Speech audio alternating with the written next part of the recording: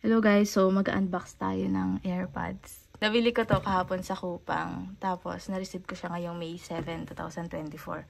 So, naglagay lang ako ng mga ganito kasi parang hindi mag-contrast yung sa camera. So, kalimitan yung mga ginagamit ko na AirPods. Pwede kasi siya sa Android, pwede rin siya sa iPhone. Pero kasi hindi masyadong maganda yung audio kapag may kausap ako, kaya hindi rin siya nagtatagal. Tapos yung iba, nawawala ko. So itong i-unbox natin. Itong i-unbox ko is kailangan natin siyang ingatan. Ayun, walang pagbagsak na magaganap. So kailangan natin siyang ingatan at dapat is wag tagal.